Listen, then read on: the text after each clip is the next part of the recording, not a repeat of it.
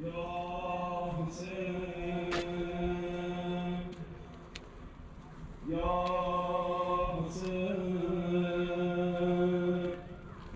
یکی از شهدا رو برید مابین خواهرها، یکی از شهدا هم بیاد بین برادر.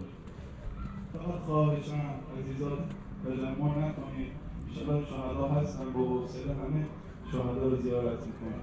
یا حسین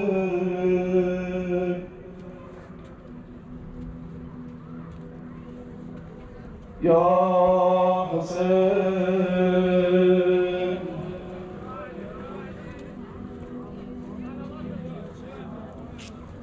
یا حسین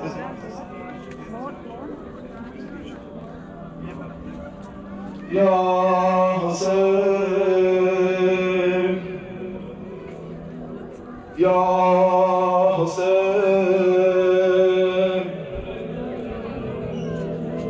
یا حسین. همینجا سر جاتون بشینید، شهدا هستن انشاءالله چند دقیقه. یا بشینید سر جاتون، خدا خیرتون بده. اجازه بدید همه عزیزا تشریف بیارن کنار این پیکر شهدا. یا خدا خیرتون. خواهران محترم بفرمایید همینجا سر جاتون بشینید، شهدا هستن انشاءالله سر فرصت همتون زیارت می‌کنید. یا حسین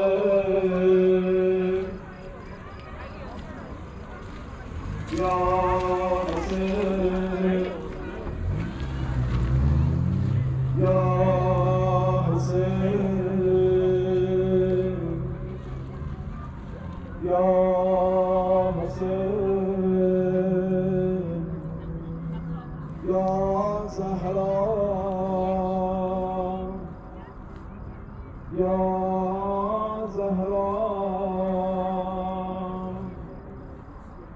یا زهرا.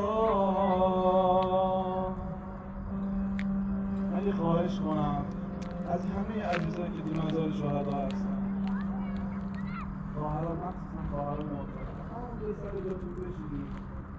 خواهش میکنم خیلی دوستان زحمت کشیدن پیکر شهدا بیاید اینجا. من خواهش میکنم همراهیتون رو برای خادم این محبت کنید. این کاربی خوش مازن دست بزنید، شما بیشترم شما با اصحاری که برای مشاورت کنید، از شما محبت کنید. همه رو سر جاتون بشینید که اینجا متعرض شهدا هستن. همه از این قومی که اینجا مامان من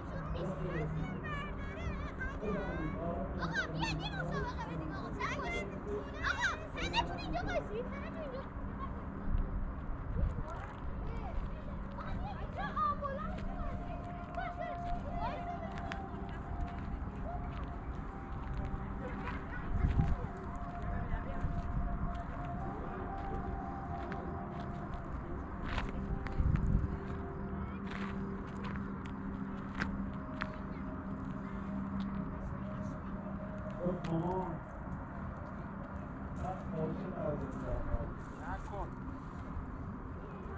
من میدونم این سفر آخر دارم اینو برمیگردم.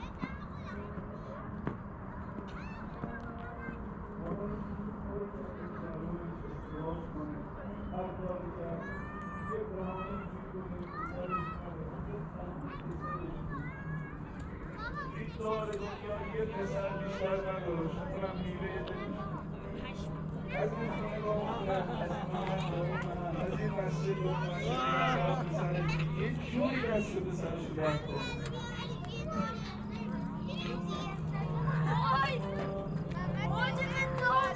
کاش میرم تو خواهم همه تلاش کردیم، همون سفر آخر منه.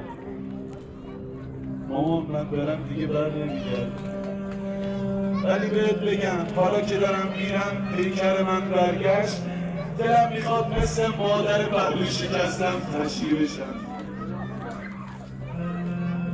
دلم میخواد مثل مادر پهلو شکستم تشییع بشم.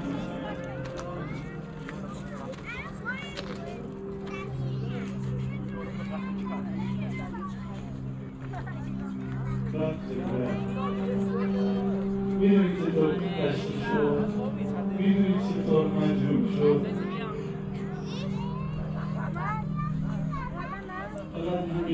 بگم، نه پهلو دار، نه صورتی داشتونده بود، نه دستی داشتونده بود.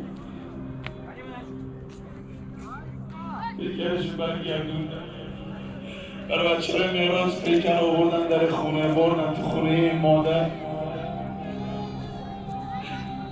مادرش رفت شهید بود خونه، خوب که دلدار کرد.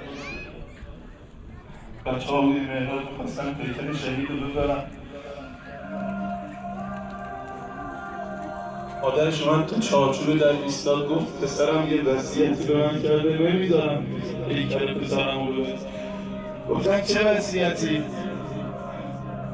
گفت یه عمر در خونه زهرا نوکری کردم، یه عمر شباب مادر پهلو شکستم التماس کردم، یه عمر از مادر پهلو شکستم خواستم شبانه در بجم. من نمیتونم خواسته تنها پسرم رو زیر پا بذارم. میدونی چطور در شد؟ شبانه، مخفیانه،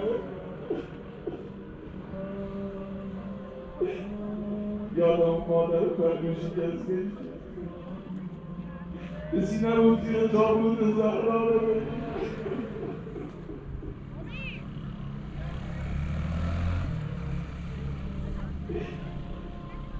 اگر اومدین پسری رو برزا در خون سلمان، گفت برید بگید سلمان بیاد تو تشریف حاضر رو کمک کن. سلمان یه دیدم پسری اومدن در خونه دارن هی مرگی دیوار میدارن. سلمان بیا به خدا بابام قوی قوی